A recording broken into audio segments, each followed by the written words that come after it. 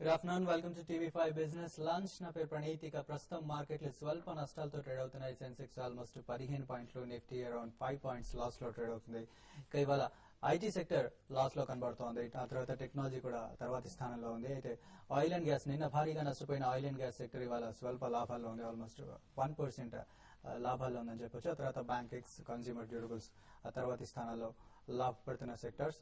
ఇక ఇవాళ విప్రో భారీగా నష్టపోతుంది. ఆల్మోస్ట్ మోర్ దెన్ 4.5% ప్రస్తుతం నష్టపోతుంది. 455 రూపాయల వద్ద ట్రేడ్ అవుతుంది.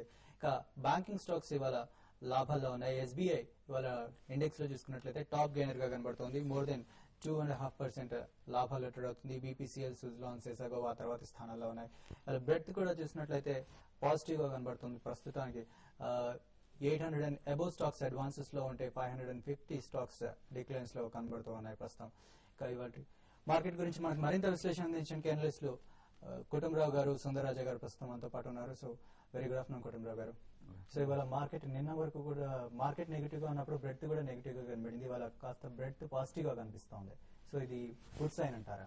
ఒకటండి, వాళ్ళ యాక్షన్ ఎక్కువగా stock specific and mid cap, small cap లోనే ఎక్కువ కనిపిస్తుంది అనమాట. ఫ్రంట్ లైన్ లో మాత్రం extremely range bound, in fact boring market అనొచ్చు అనమాట. మార్నింగ్ నుంచి వాళ్ళకి ఇప్పుడు మధ్యాహ్నం వరకు కూడా very tight range of 20 points Nifty, ఇటు సెన్సెక్స్ కూడా 70 పాయింట్స్ బ్యాండ్ లోనే తిరుగుతున్నాయి. అండ్ మోర్ ఓవర్ చూస్తా ఉంటే బ్యాటిల్ కూడా బిట్వీన్ బుల్స్ అండ్ బేర్స్. ఇటు సెన్సెక్స్ 19,000 లెవెల్ రీటైన్ చేసుకోవడానికి, ఇటు నిఫ్టీ 5,700 రీటైన్ చేసుకోవడానికి నడుస్తున్నట్టు కనిపిస్తుంది. All in all result day కాబట్టి డెఫినెట్లీ నేను అనుకోవటం మార్కెట్ ప్లేయర్స్ కానీ ఇటు ట్రేడర్స్ కానీ హై రిస్క్ తీసుకోవడానికి ఇంటెంట్ గా లేరనమాట. అది క్లియర్ గా కనిపిస్తుంది. వాల్యూమ్స్ కొంచెం సబ్డ్యూడ్ గానే ఉన్నాయి సెలెక్ట్ స్టాక్స్ లో తప్పితే. రిలయన్స్ ఇండస్ట్రీస్ పాజిటివ్ గా ట్రేడ్ అవటం, బిహెచ్ఎల్ సర్ప్రైజింగ్ రిజల్ట్ ఇవ్వటం, ఇన్ఫాక్ట్ బెటర్ దాన్ ఎక్స్పెక్టేషన్స్. కాబట్టి మార్కెట్ ని కాస్త పాజిటివ్ జోన్ లో sustain చేయగలుగుతున్నాయి.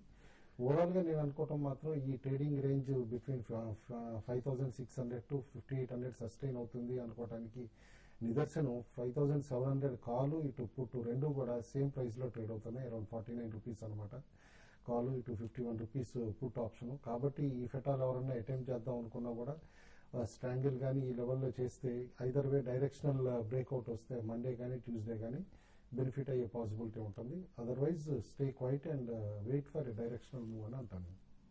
Okay, so Sundar garu technicals ఏమంటున్నాయి, చార్ట్స్ ఏమంటున్నాయి? టెక్నికల్ గా చూస్తే కనుక చార్ట్ లో పెద్ద ఏమి ట్రెండ్ కనిపించట్లేదండి. 5,700 దగ్గర లాస్ట్ ఒక 1 వీక్ ఇదే రేంజ్ లో కన్సాలిడేషన్ అవుతుంది. 2 రోజులు దానిపైన క్లోజ్ అవుతుంది, ఒక 2 రోజులు దీని కింద క్లోజ్ అవుతుంది. ఇవాళ కూడా కొంచెం సైడ్ వేస్ లోనే కనిపిస్తుంది. కాకపోతే ఇవాళ ఒక 3 మేజర్ కంపెనీస్ దగ్గర నుంచి పాజిటివ్ గా రిజల్ట్ రావడం జరిగింది. ఒకటి బ్యాంక్ ఆఫ్ ఇండియా ఇప్పుడే మంచి రిజల్ట్ రావడం జరిగింది. అలాగే బీహెచ్ఎల్ కూడా మంచి రిజల్ట్ 30% గ్రోత్ చూసాము. అలాగే వాళ్ళ ఐటీసీ కూడా చూస్తే కనుక బెటర్ దెన్ ఎక్స్పెక్టెడ్ వచ్చింది. సో ఈ 3 చూస్తే కనుక కొంచెం అవుట్ పెర్ఫార్మ్ చేస్తుంది. అందుకని మార్కెట్ లో ఫ్రెష్ షార్ట్ సెల్లింగ్ అనేది రావట్లేదు. బట్ మార్కెట్ క్లోజింగ్ కూడా ఇవాళ చాలా ముఖ్యం. ఎందుకంటే ఇవాళ వీకీ క్లోజింగ్ కూడా డిసైడ్ అవుతుంది. మార్కెట్ ఇవాళ 5,700 పైన కనుక క్లోజ్ అవుతే కనుక డెఫినెట్ గా పాజిటివ్. కాకపోతే 5,750 దాటితే కనుక ఒక ఫర్దర్ బుల్లిష్ అనేది మనం ఎక్స్పెక్ట్ చేయొచ్చు. అలాగే ఇంట్రాడే సపోర్ట్ చూస్తే 5,680 చూస్తాము. 5,680 కింద ట్రేడ్ అవుతేనే షార్ట్ పొజిషన్ అటెంప్ట్ చేయొచ్చు. నా ఉద్దేశం వాళ్ళు మార్కెట్ 5,700 పైన క్లోజ్ అవుతుందా, 5,700 కింద క్లోజ్ అవుతుందో చూడాలి. దాన్ని బట్టి నెక్స్ట్ డైరెక్షన్ ఆ క్లోజింగ్ బట్టి వెళ్లే అవకాశం కనిపిస్తుంది. ఓకే, ఇక కొన్ని కాల్స్ చూద్దాం. ఫస్ట్ కాలర్ మనకి లక్ష్మి గారు హైదరాబాద్ నుంచి ఉన్నారు. హలో హలో హలో, నమస్తే అండి. నమస్తే అండి, చెప్పండి. రేట్ లో బై చేస్తుంటారండి. Sorry, HEC. హెచ్ఈసి అవునండి, రేట్ లో బై చేయొచ్చా? నిఫ్టీ ఏ రేట్ లో బై చేయమంటారు? నిఫ్టీ కూడా ఓకే. ఐఓసి బై చేయమంటారు. ఏ రేట్ లో బై ఇప్పుడు బై చేయమంటారు లాంగ్ టర్మ్ కి? లాంగ్ టర్మ్ కోసం వద్దండి. యాజ్ ఆఫ్ నౌ అయితే ఐఓసీ కూడా అవాయిడ్ చేయండి. ఇవాళ ఒక్కరోజు కొంచెం ఫిలిప్ ఉందన్నమాట. అన్ని ఐఓసీ, హెచ్పిసిఎల్, బీపీసీఎల్ కూడా కాస్త పాజిటివ్ లో ట్రేడ్ అవుతున్నాయి. బట్ ఆల్ ఇన్ ఆల్ ఏంటంటే ఎఫ్పిఓ ఉంది కాబట్టి ఐఓసీలో follow on public offering maybe ఈ ఫైనాన్షియల్ ఇయర్ కాకపోయినా నెక్స్ట్ ఫైనాన్షియల్ ఇయర్ లో లాంగ్ టర్మ్ లో మాత్రం డెఫినెట్లీ స్టాక్ ఈక్విటీ డైల్యూషన్ వల్ల కొంచెం వాల్యుయేషన్ ఇంపాక్ట్ అవ్వచ్చు అనమాట టు స్టార్ట్ విత్. కాబట్టి అట్లీస్ట్ ఎఫ్పిఓ అయ్యే వరకు అవాయిడ్ చేయండి. నిఫ్టీ కూడా అన్లెస్ క్లియర్ డైరెక్షన్ అనమాట ఐదర్ వే ఐదర్ బుల్లిష్నెస్ కానీ ఇటు బేరిష్నెస్ కానీ డెవలప్ అయ్యే వరకు అటెంప్ట్ చేయడం అన్నెసరీ అండి. ప్యూర్లీ ట్రేడింగ్ పర్పస్ కంటే మాత్రం మీరు క్లోజర్ టు 5,600 బయింగ్ అటెంప్ట్ చేయండి. ఆ లెవెల్ సస్టైన్ అయ్యే వరకు. ఆర్ సెల్లింగ్ కూడా చేద్దాం అనుకుంటే 5,800 లెవెల్స్ దగ్గర సెల్లింగ్ అటెంప్ట్ చేయండి. ఓకే. నెక్స్ట్ వరంగల్ నుంచి కునాల్ గారు ఉన్నారు. Hello, good afternoon sir. Good afternoon అండి, చెప్పండి. సార్ టాటా గ్లోబల్ గురించి చెప్పండి సార్. కుటుంబరావు టాటా గ్లోబల్ తీసుకున్నారా మీరు? ఇది ప్రెసెంట్ ప్రైస్ లో ఇన్వెస్ట్ చేయొచ్చు సార్. మీ టైం ఫ్రేమ్ అండి? 1 year సార్. 1 year.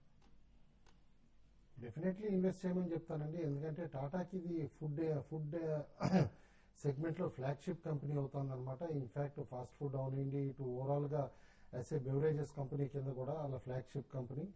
యుఎస్ లో కూడా 7 o'clock బ్రాండ్ ఇది ఓన్ చేస్తుంది. అండ్ రీసెంట్లీ ఇప్పుడు వరల్డ్ నెంబర్ 1 కాఫీ మేకర్ ఎవరైతే స్టార్ బక్స్ ఉన్నారో వాళ్ళు కూడా Tata global subsidiary Tata coffee తోటే టైప్ చేసుకున్నారు ఇండియాలో ఎంట్రీకి అనమాట. టాటా కాఫీ వాల్యుయేషన్ కూడా షార్ప్ గా జంప్ అవటం మనం చూసాం, 35% లాస్ట్ 7 sessions లోనమాట. ఓవరాల్ గా Tata global looks very good అండి. ఎస్ఐపి కింద మీరు continuously if you invest from current levels also you stand to make very good profits in 1 year అని చెప్పేసి అనుకుంటున్నాను. ఓకే, నెక్స్ట్ కోదాడ్ నుంచి ఒక కాలర్ ఉన్నారు, చంద్రశేఖర్ గారు. హలో సార్, కుటుంబరావు నమస్తే అండి. నమస్కారం. ఐడిఎఫ్సి ఫ్యూచర్ 160 రూపాయలు కొన్నాం సార్. దాన్ని నెక్స్ట్ మంత్ ది తీసుకున్నాం అనమాట. అది హోల్డ్ చేసుకోవచ్చా sir?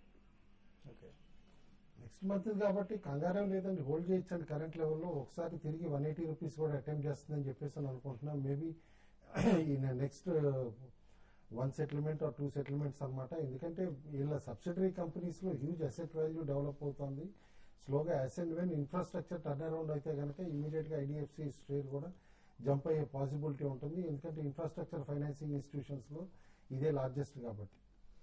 Okay, next caller Rajahmundry నుంచి సత్యం గారు ఉన్నారు. హలో హలో, సత్యం గారు, చెప్పండి. ఏమండి అలోక్ ఇండస్ట్రీస్ అండి, జినత్ ఫైబర్ అండి. అలోక్ ఇండస్ట్రీస్, జినత్ ఫైబర్ అండి, జిలెట్ వైపర్ సౌండ్ పెట్టింది. తీసుకున్నారా ఇవి? తీసుకున్నాం సార్, అప్పుడే 2 years అవుతుందండి. 2 years క్రితం తీసుకున్నారు. లోక్ ఇండస్ట్రీ చూస్తే కనుక టెక్నికల్ గా 35 నుంచి 25-24 రూపీస్ వరకు కరెక్షన్ రావడం జరిగింది. కనెక్షన్ వచ్చిన తర్వాత కరెంట్ రేట్ దగ్గర 24 దగ్గర కన్సాలిడేషన్ అవుతుంది.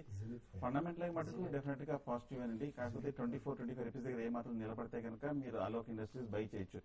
మార్కెట్ కూడా క్లోజింగ్ స్ట్రాంగ్ ఉండాలి. అలాగే జెనిత్ ఫైబర్ చూస్తే కనుక లాస్ట్ 6 months గా ఇదే రేంజ్ లో 28-32 రూపీస్ దగ్గర కన్సాలిడేషన్ అవుతుంది. పెద్ద ట్రెండ్ లో ఏం మార్పు కనిపించట్లేదు.